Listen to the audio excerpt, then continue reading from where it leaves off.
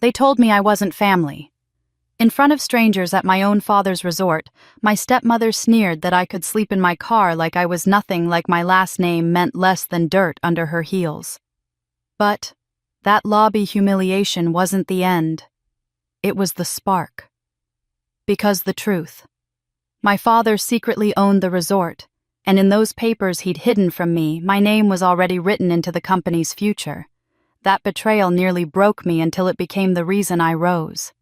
Like, comment, and subscribe if you haven't yet. Let's begin. I still remember how the air smelled when I pulled into Sapphire Bay Resort's circular driveway that morning. Salt and hibiscus, like the Gulf itself, was holding its breath for something important. I was nervous, but hopeful. My dad's 50th birthday was supposed to be a milestone not just for him, but for all of us. The first big trip we'd taken since Mom died 5 years ago.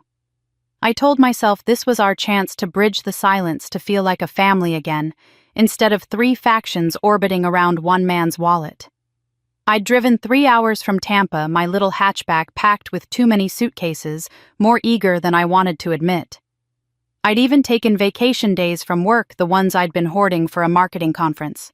This trip was supposed to matter. The resort lobby was the kind of place you see in glossy brochures, but assume is photoshopped marble floors polished until they reflected chandeliers like pools of liquid light.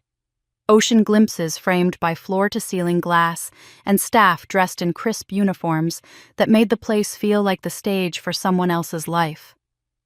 For a moment, standing there with my duffel slung across one shoulder, I felt like maybe I belonged in that picture.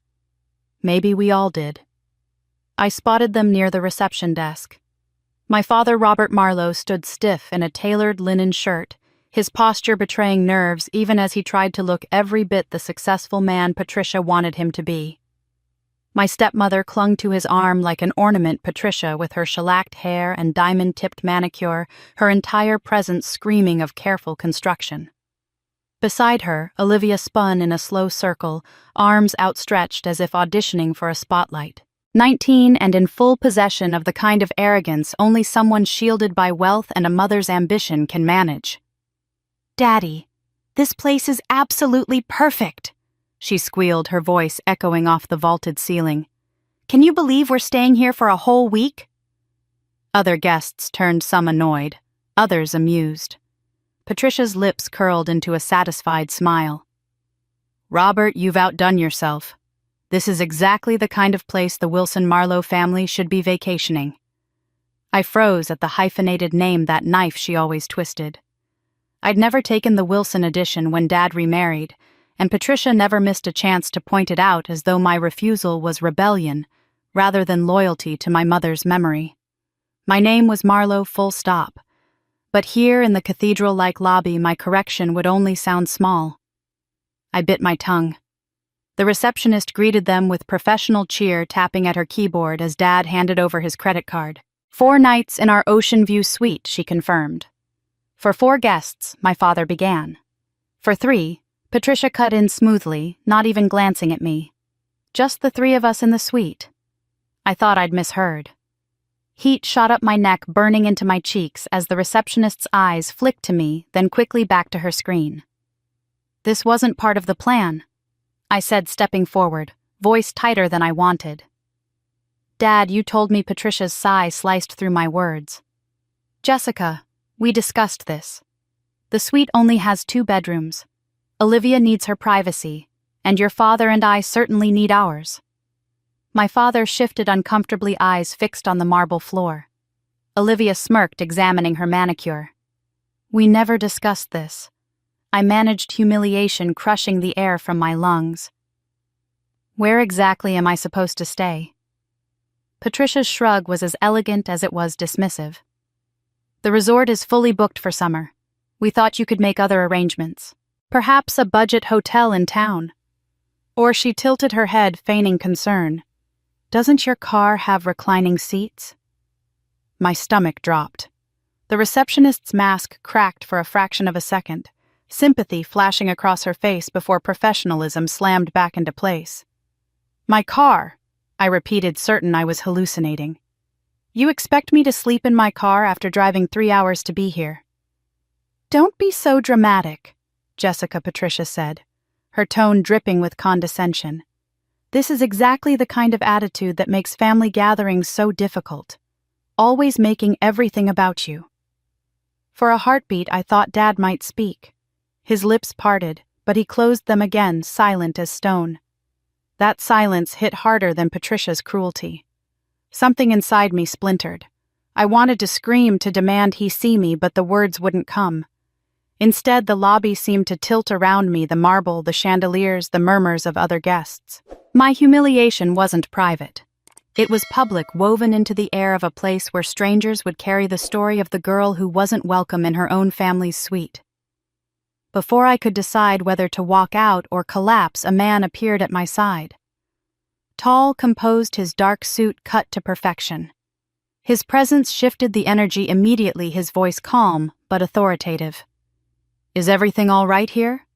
Patricia's scowl transformed into a saccharine smile. "Oh, everything's fine. Just a small family misunderstanding." But his eyes weren't on her. They were on me. Sharp, searching, as if he already knew the truth beneath the gloss. His name tag caught the light, Marcus Chen, Operations Manager. "If there's a problem with your reservation," he said evenly, "I'd be happy to assist." I opened my mouth, closed it, then forced myself to speak through the knot in my throat. "It seems I don't actually have a place to stay." My voice trembled, but the words carried weight. "I'll just figure something out." Something flickered in his expression. Recognition, and then he said the words that froze Patricia's triumphant smile in place. "Miss Marlowe," he said, turning to me with quiet deference. "We've been expecting you." And just like that, the ground shifted beneath all of us. Marcus didn't argue with Patricia or look to my father for permission. He simply inclined his head toward a quiet hallway and said, "This way," Miss Marlowe, like the decision had already been made. I followed, hugging my bag to my chest, the click of my flats swallowed by the lobby's soft music. We passed a velvet rope and a subdued security station. Marcus flashed a key card at an unmarked elevator, the kind guests don't notice unless they know to look. The doors opened with a hush, reflecting my stunned face back at me in polished steel. Inside, the panel wasn't buttons. It was a glossy touchscreen. Marcus tapped a code that didn't exist on the public elevators, and the car rose like a held breath. "I don't understand," I said, finally, the words rasping. "I'm not important." He glanced at me, unreadable. "You're a Marlowe." The elevator opened directly into a suite that didn't look like a room so much as a promise wall-to-wall ocean, a horizon that felt close enough to cup in your hands, light pouring through glass so clean it vanished. The air was perfumed with white lilies and salt. There were fresh flowers, a marble-topped kitchen with fruit stacked in symmetrical piles, a dining table set like a magazine spread, and a terrace that went on forever. It was stunning, elegant, restrained, the kind of luxury that whispers. "Welcome to the owner's penthouse," Marcus said. The word owner landed like a dropped anchor. I turned to him. "Owner?" He nodded once, careful. "Yes, ma'am. The penthouse is reserved for the Marlowe family when they're on property." My mouth went dry. "The Marlowe family. Your father's company." Marlowe Hospitality Group acquired Sapphire Bay 3 years ago. He said it like he assumed I knew.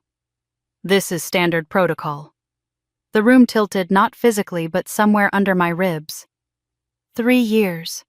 My voice scraped. He didn't tell me." Marcus's composure softened a fraction. "I apologize. I assumed—" "No," I said, forcing air into my lungs. "It's not you." 3 years. While I was sending my dad enthusiastic emails about boutique hotel marketing trends and begging him to let me help on anything at all, he'd bought a resort and said nothing. My mother used to say the truth is rarely a thunderclap. It's drip, drip, drip until one day you're soaked. I walked to the glass and touched it, the ocean cold even through pain and air. Why wouldn't he tell me I asked the horizon? The only answer was the tug of grief I thought I had already paid for in full. Elizabeth Marlowe had died in an ICU room that smelled like antiseptic and cardigans, and then a year later Dad remarried a woman who preferred our family history kept in storage. Photos of my mother had been boxed under the pretense of fresh starts. My last name had become an inconvenience. Now this, my father's secret life with our name on the sign. Erasing isn't a single act. It's a practice. Marcus cleared his throat softly. There are materials for you on the desk. I turned. On a streamlined oak writing table sat a leather folio embossed with the resort's logo. A neat stack of binders stood beside it, tabbed and labeled in a hand I didn't recognize. On top, a note in sharp black ink, for Miss Marlowe's review. My fingers shook as I opened the folio. Inside were quarterly reports, occupancy charts, ADR graphs, and a crisp briefing memo. Social plus local partnerships proposals for Q3 tests. The cover page listed my name, full name under internal recipient. Another binder. Talent pipeline. Junior exec development. J. Marlowe mentorship track draft. My throat tightened. He hadn't just bought a resort. He'd folded my future into it on paper while leaving me to guess in real life. I flipped a tab and found an org chart with a dotted line box labeled Director Brand and Guest Experience Proposed J. Marlowe. There it was, the ghost of a conversation we never had. The professionalism of it felt obscene against the ache rising through my sternum. Miss Marlowe, Marcus said gently, "Can I get you anything, coffee, water?" I shook my head. I didn't trust my voice. The penthouse was silent except for the soft hiss of the air system and the distant, ceaseless hush of waves. In the kitchen, a tray waited with sparkling water bottles and a ceramic bowl of tiny dark chocolates, precisely the brand I'd loved since college. Someone had thought about my preferences. Someone had prepared for me. Not my father. Someone. The lilies on the console were stargazers, my mother's favorite. The memory hit hard. Mom's wrists dusted with pollen after arranging grocery store flowers like they were orchids, humming Patsy Cline in a kitchen too small for the dreams she tucked into me. "You belong wherever you decide to stand, Jess," she'd tell me, tapping my forehead lightly, as if marking me with permission. I swallowed the burn behind my eyes and picked up the memo labeled Brand Positioning Hospitality with a Human Memory. The executive summary read like an echo of her. Center every decision on the person in front of you. Anticipate needs. Treat staff as the heartbeat, not a line item. A line in the margin, handwritten, stabbed me in the chest. EM is right. This is the differentiator. EM. Elizabeth Marlowe. My knees loosened. I sat at the desk because it seemed wrong to collapse on the velvet sofa in a room that still felt theoretical. Marcus stood a respectful distance away, hands clasped, waiting without hovering. "Did my father tell you I was coming?" I asked. "Your arrival was noted on the VIP calendar," he said carefully. "We were prepared to host you." Host me. The word jammed like a burr. Patricia had told a stranger I could sleep in my car while a man I had never met had a key that opened a door my father never mentioned. The humiliation of the lobby replayed in cruel clarity the way Dad's silence multiplied Patricia's words, turning her needle into a blade. Only now it was worse. All that cruelty had unfolded in a building with our name in its paperwork. I flipped another binder. Under a tab labeled Community, a list of partnerships with local artisans, eco-charter captains, youth culinary programs. I could see how to spin it, amplify it, turn this resort into a story people wanted to tell. The realization came with a flash of anger so clean it felt like oxygen. He didn't think I was ready, or he didn't want the fight. The elevator chimed faintly, a sound I felt more than heard, and I realized I was standing again, my palms pressed flat on the desk, as if I could steady the entire room through force of will. In the glass, the gulf kept breathing, unbothered by families and secrets. My phone buzzed on the table, jittering against the leather folio. A text from my father. "Where are you? Patricia wants lunch." For a heartbeat, I just stared at the words.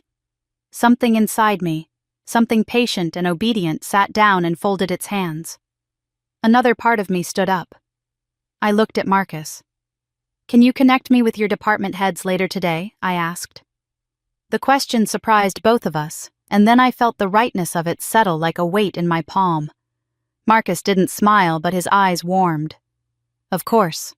I typed my reply to Dad without pausing to rehearse. "Can't make lunch. I have work to do." Then I set the phone face down and breathed deep, letting the lilies and the ocean and the quiet confirm what I already knew. No more silence. I barely slept that first night in the penthouse. The ocean outside was calm, steady, but my thoughts churned like a storm tide. Every time I closed my eyes, I saw Patricia's smile in the lobby, and my father's silence replayed frame by frame. But when morning came, the knock at my door wasn't Marcus. It was a voice I hadn't heard in years. Jess. Jessica Marlowe. I opened the door and nearly dropped the coffee mug in my hand. Sofia Rodriguez stood there, her hair pulled back in a sleek ponytail, a clipboard tucked under her arm. I hadn't seen her since high school when we'd spent summers building sandcastles at Clearwater Beach and swearing we'd never let life pull us apart. And yet life had done exactly that. Soph. My throat tightened. She grinned, stepping forward to hug me, clipboard and all. "You're actually here. I didn't believe it when I saw your name on the guest list." "You work here?" I asked, pulling back. "Events coordinator," she said proudly. "And sometimes chaos wrangler, which usually means dealing with Patricia." At the sound of that name, my stomach clenched. Sophia noticed and lowered her voice. "I'm guessing she hasn't gotten any easier since we were teenagers." "She told me to sleep in my car," I said flatly. Sophia's eyes flashed with something between anger and disgust. "Of course she did. You know she treats this place like it's hers, right? Everyone here knows. She drops your dad's name, bullies, the staff demands upgrades, free spa treatments, bottles of wine delivered at midnight. And she always makes sure we all know that you're not the real family." Her words, not mine. I gripped the edge of the counter. "So she knows about the ownership. Knows Jess. She weaponizes it. She uses it like a whip. Half the staff are terrified of her." The words cut sharper than I expected. My father hadn't just hidden the truth from me, he'd let Patricia use it as a crown. Sophia touched my arm. "But the staff, they don't like her. They see the way she treats you. You'd be surprised how many people here would stand behind you if you asked." The idea jolted me. I'd felt so alone. But maybe that was Patricia's trick, make me believe I had no allies when they were standing all around. Later that morning, Marcus introduced me to a man in a trim gray suit who radiated calm competence. "Miss Marlowe," he said, bowing his head slightly. "Leo Kim, financial advisor for Marlowe Hospitality Group. Your father asked me to make myself available to you during your stay." I blinked. "Available for what?" Leo smiled in that infuriatingly polite way of people who know more than they're allowed to say. "Perhaps it's easier if I show you." He opened a leather portfolio and slid a document across the table. It was a corporate organizational chart updated just a month ago. My father's name was at the top as CEO, but my eyes dropped immediately to a box at the bottom right shaded pale blue.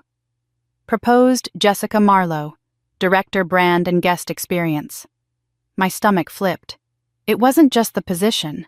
It was the word proposed. Leo tapped the page. "Your father has consistently indicated his intent for you to join the company in an executive role. In fact, several documents already list you as a future stakeholder." Future stakeholder. My voice cracked. "Yes," he said gently. "You're named in succession planning materials. If anything were to happen to your father, the expectation is that you would assume significant responsibilities. In short, Miss Marlowe, you're not just part of the family. You're part of the company." I sat back dizzy. For years, I'd been begging for scraps, small projects advice, even acknowledgement that my marketing degree was worth something. And the whole time Patricia had been whispering in his ear, erasing me from dinners, holidays, even conversations about our family's legacy. Yet here was proof he'd imagined me in the company. He'd written me in. He'd just never told me. Why, I whispered. Why wouldn't he tell me Leo's expression didn't change, but his eyes flickered with pity? That's a question only your father can answer. Sophia was waiting when I stepped out of the meeting, and one look at my face was enough. What did you find out? That it wasn't an oversight. I said, my voice shaking. It wasn't ignorance. He deliberately kept me out. Sophia's jaw tightened. That sounds like Patricia's hand. She used it to control the narrative, I said, feeling the words catch fire inside me. She let me believe I was nothing. And my dad, he let her. Sophia nodded grimly. So what are you going to do? I stared out the tall glass windows where the ocean stretched blue and endless. The same ocean my mother had once sat beside her hand, warm on mine, telling me I was made for more. For the first time in years, I felt that truth rise in me like a tide I couldn't stop. I'm not sitting this one out, I said. Before I could explain further, Marcus appeared, his phone in hand. Miss Marlowe, he said, his tone careful. The board of directors is meeting tomorrow morning. Your name is on the docket. You're expected to attend. Sophia's eyebrows shot up. The board? Marcus nodded. Yes. It seems the time for silence has passed. My pulse hammered. I thought of Patricia's smirk, my father's silence, the staff's whispered stories of cruelty. Tomorrow morning I wouldn't just be the daughter told to sleep in her car. I'd be the Marlowe in the room. And I intended to make them remember it. That night, I didn't sleep. Instead, I spread the binders across the wide oak desk in the penthouse, a fortress of paper and ink lit by a single lamp. The documents smelled faintly of toner and leather, but when I opened them, they pulsed with life charts that revealed patterns, numbers that whispered truths, memos with margins that begged for vision. I wasn't just reading reports. I was mapping a story, one my father had left unfinished. Coffee cooled beside me as the hours blurred. I scribbled notes in the margins, booking system outdated. Staff complaints equals lost revenue. Local artisans not leveraged. Lost opportunity for brand loyalty. Events team undervalued. Turnover risk. Each observation was like a stepping stone across the river of Patricia's lies. She'd convinced me I didn't belong. But here in the quiet of a penthouse overlooking the Gulf, the evidence screamed the opposite. I wasn't only capable.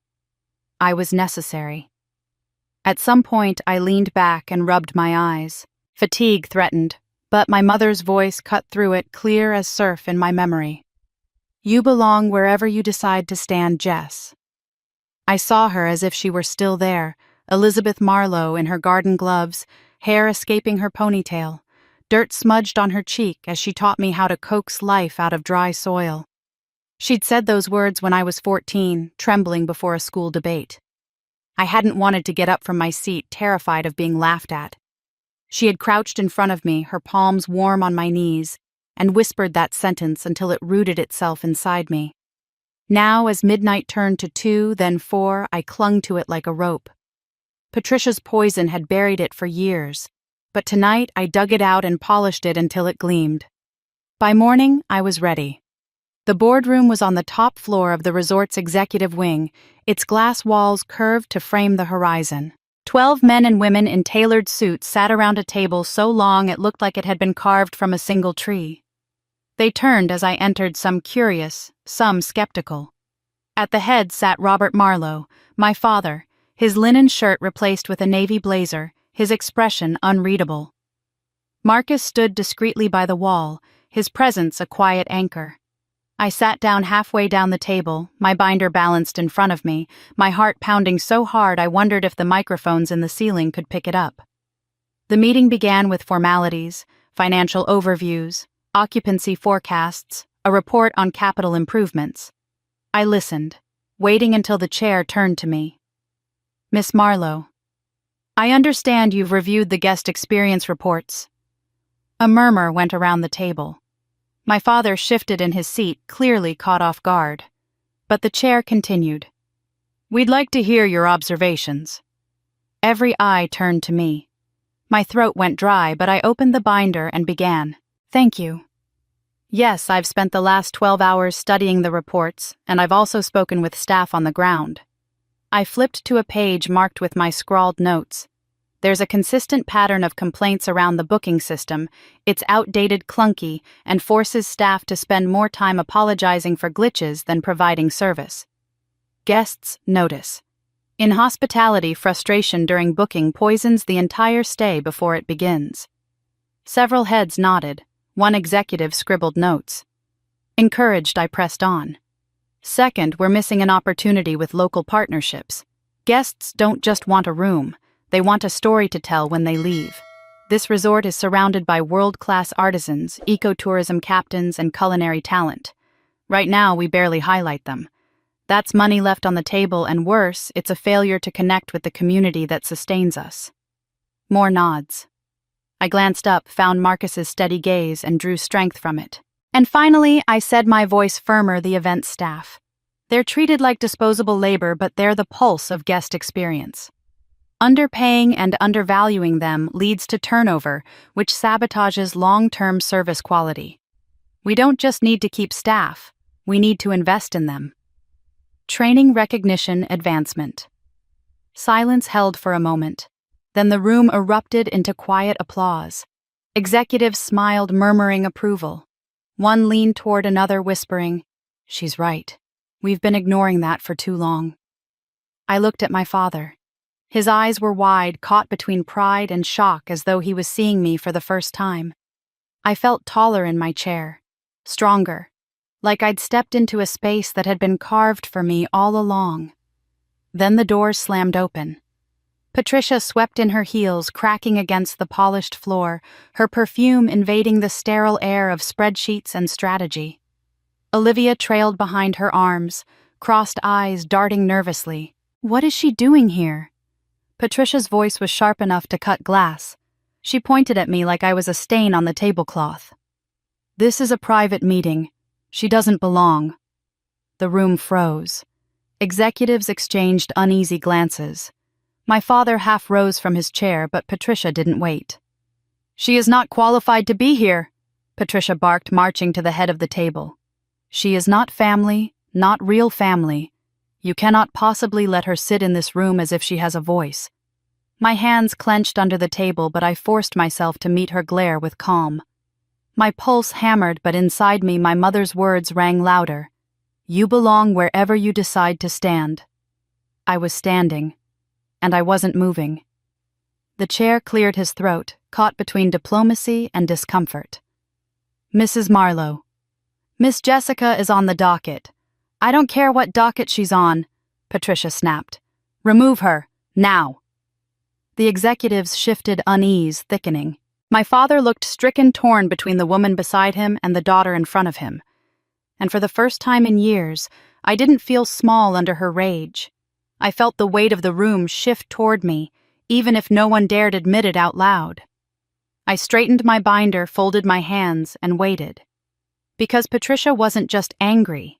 She was terrified. Patricia's fury filled the boardroom like smoke, suffocating, impossible to ignore. Her voice ricocheted off the glass walls, sharper than the gull cries outside. She is not qualified. She spat, each word landing like a slap. She's a glorified receptionist with a marketing degree she's never even used. Do you think she understands capital structures, occupancy rates, debt covenants? She's nothing but a liability, and you're all fools if you pretend otherwise. Olivia, seated beside her mother, crossed her arms with adolescent certainty. Yeah, she said, lifting her chin. She doesn't know anything about real business. Mom's right. She doesn't belong here. The sting of her words cut deeper than I expected. She was only 19, barely more than a girl, yet already so practiced at mimicking Patricia's venom. I drew in a steady breath, holding the silence like armor. If I'd learned anything in 28 years, it was that fury thrives on reaction. Across the table, the executives shifted uncomfortably. Their polished pens stilled their expressions, careful masks. The chair coughed into his hand, clearly wishing the floor would open and swallow us all. Patricia whirled toward my father. Robert, say something. End this farce before she embarrasses us all. For a long moment, he didn't move. My father, the man who'd stayed silent while Patricia told me to sleep in my car, now sat frozen in a boardroom that carried his name. My heart pounded. I braced myself for the silence I knew too well. But then he moved. Slowly, deliberately, Robert Marlowe stood. His chair scraped against the floor loud as a gavel. His eyes, blue and tired, met mine across the length of the table. And for the first time in years, he didn't look away. "Jessica," he said, his voice gravelly but steady. "You will take a role in this company." The words landed like thunder. A dozen executives leaned back, some hiding smiles of approval, others stunned into stillness. Patricia blinked as though she'd been slapped. "Excuse me?" Robert straightened his blazer, finding his authority in increments. "You heard me. Jessica is my daughter. She has the education, the insight, and the drive to carry this company forward. I should have included her years ago." "That changes now." Patricia's jaw dropped. Color rose high on her cheekbones, two angry flags. "After everything I've done for you, for this family, you betray me like this, in front of the board, betray you." My father's voice rose, surprising even him. "Patricia, this isn't about you. It's about what's right. Jessica has earned her place. You've spent years convincing me otherwise, and I let you. But I won't anymore." The air thickened. Patricia's fury sharpened into a blade. She turned on him, eyes flashing with venom. "So this is your grand plan. Elevate your little princess, humiliate me, humiliate us while you sit there pretending you're still the man I married. You're pathetic, Robert. Absolutely pathetic." Olivia gasped. "Mom." "Quiet." Patricia hissed at her daughter, never breaking her glare at my father. "You're siding with her, with the woman who's done nothing but drag us down. I built this image, Robert. I gave you respect in this community, and now you're throwing me aside for her." Her hand shot out toward me, nails glinting under the recessed lights as if pointing could reduce me to ash. I let the silence sit. Then I leaned forward, folding my hands neatly over the binder in front of me, my voice calm, measured, unhurried. "Patricia," I said softly, "respect is earned, and the staff here already know the truth." Her head snapped toward me. "What truth?" "The truth," I said, letting my eyes sweep the table, ensuring every executive felt the weight of it. "That when we arrived yesterday, you suggested I should sleep in my car. At our own resort, under the Marlowe name." The room went still, the kind of stillness that precedes a storm.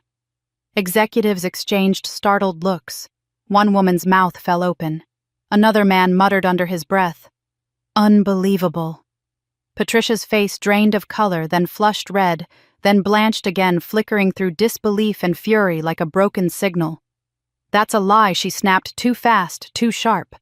But her voice quivered, and in that quiver every person in the room heard the truth.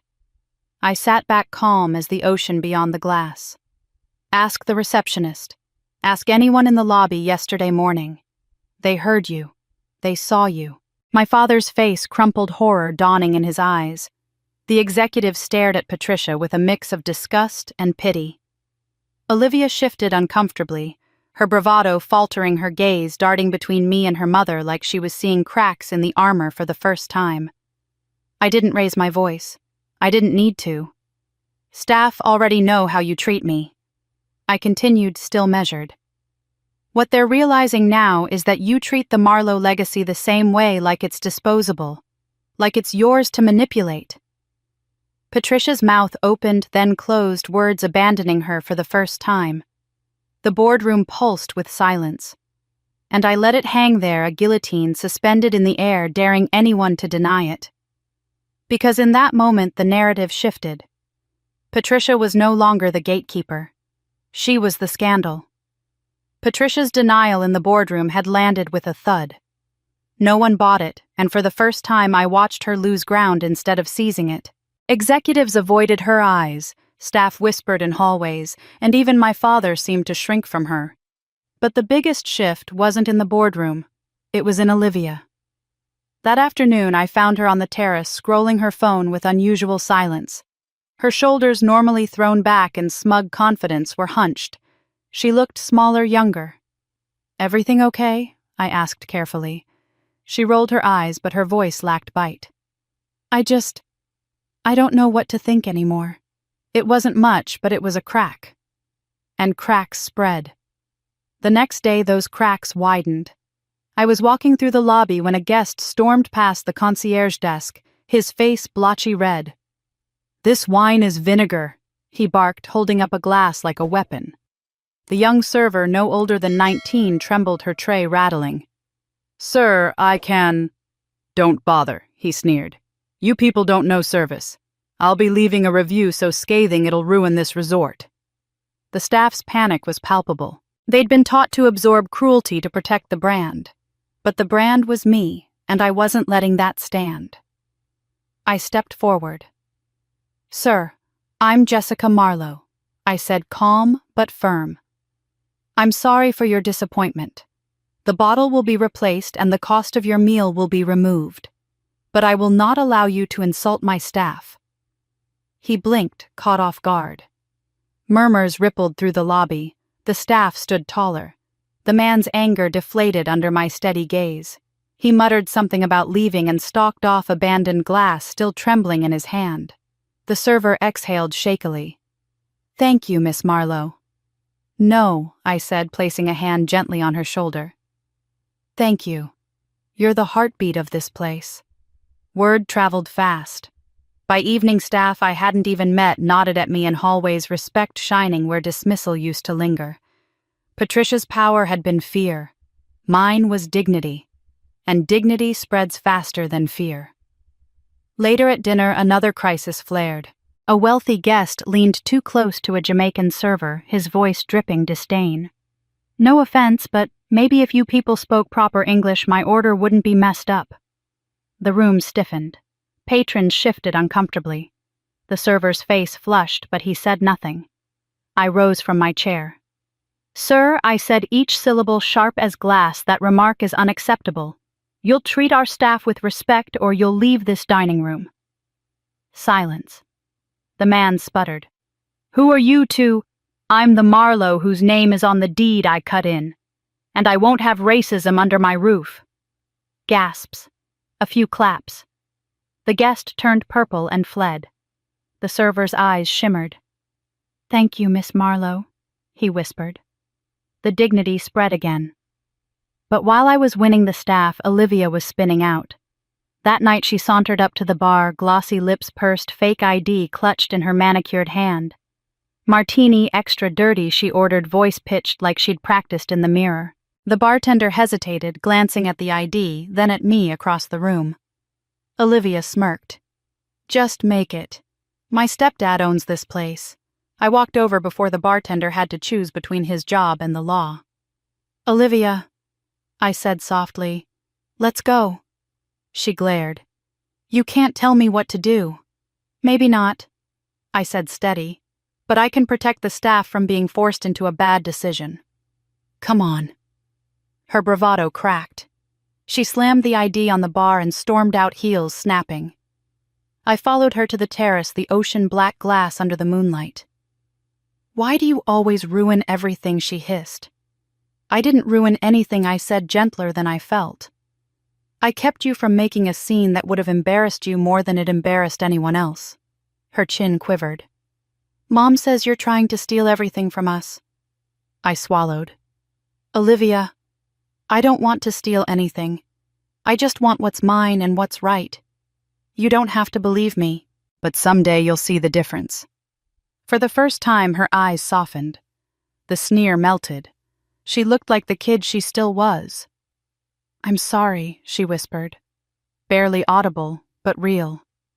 It wasn't a reconciliation, but it was a beginning. A fragile thread where there'd only been knives. But Patricia wasn't finished. The next morning, Olivia knocked on my door, nervous energy buzzing through her frame. "Mom wants us to go on the sailing excursion together," she said quickly.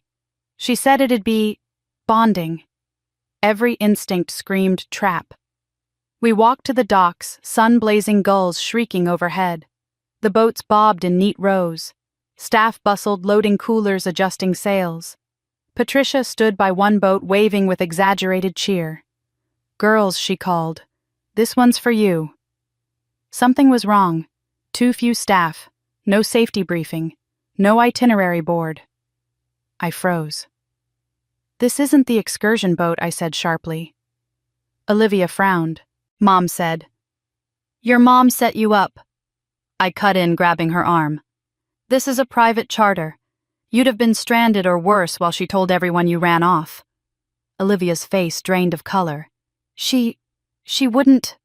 She would," I said grimly. "And she just did." Patricia's smile faltered on the dock as she realized I'd caught her game. I pulled Olivia back from the boat, steady and certain. Not today. And for the first time, Olivia looked at her mother not with devotion, but with doubt. The cracks were widening, and Patricia knew it. It happened 3 days later in the kind of silence that's louder than shouting. We were gathered in the executive lounge, me, my father, Patricia, and Olivia. The Gulf glowed gold through the windows, but no one was looking at the water. Patricia sat perched like a queen, her pearls immaculate, her eyes daring anyone to challenge her. My father sat across from her shoulders, heavy gaze clouded, and Olivia clutched her phone like a weapon. "Mom," she said, her voice trembling but sharp. "Stop lying." Patricia turned, smile plastered on. "Olivia, darling, this isn't the time." "Stop." Olivia's voice cracked. "I know what you did." She thrust the phone out. The screen glowed with messages. Patricia's messages. Instructions to lure Olivia onto the wrong boat. Promises of teaching Jessica her place. Lines so cruel they made my stomach twist even though I'd already guessed them. Patricia's painted smile faltered. "You don't understand. I understand perfectly," Olivia snapped. "You wanted to humiliate me just to hurt her. You put me in danger. Me, your own daughter." The words sliced through the room like lightning. My father flinched. For the first time, I saw the certainty drain from Patricia's face, replaced by something brittle, something human. "Olivia, sweetheart. I was protecting you," she stammered. "Jessica twists everything. You can't trust." "Stop gaslighting me." Olivia's voice broke, tears spilling. "I saw the texts. I lived what you tried to do.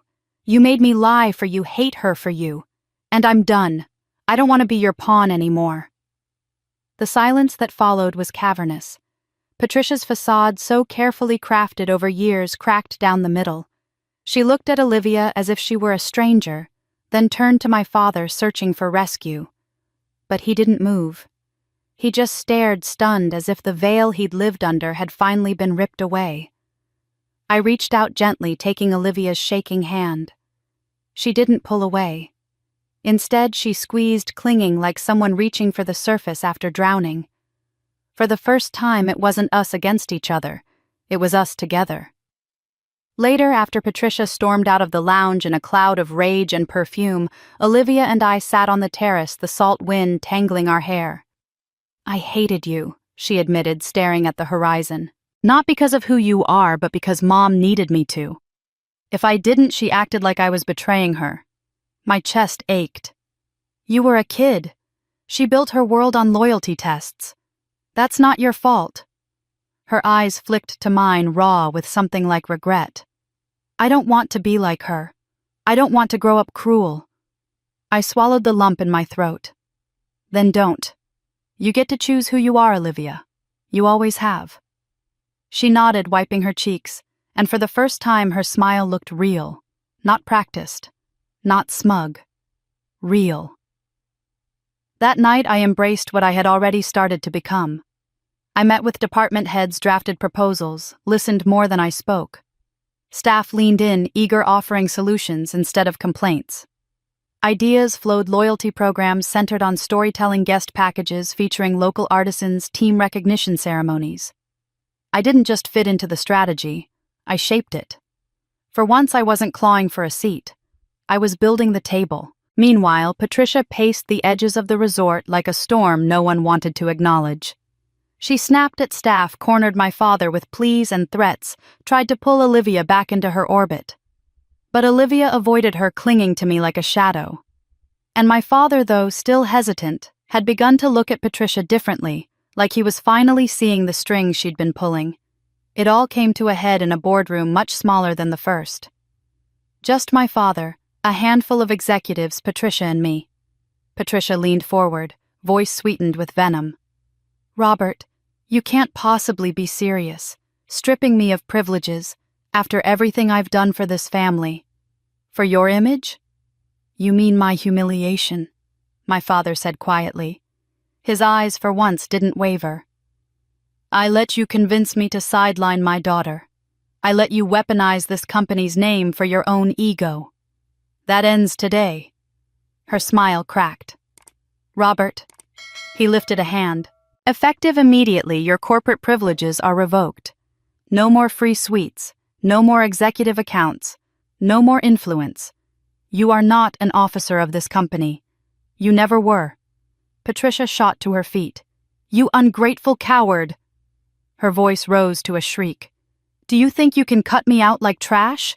Do you think the board will side with her over me? You'll regret this, both of you." I stayed seated calm as the sea beyond the glass.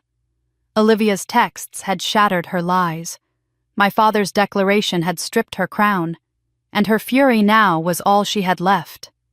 But as she stormed from the room, heels cracking against the marble, I felt the air change. Patricia wasn't finished. Her rage wasn't gone.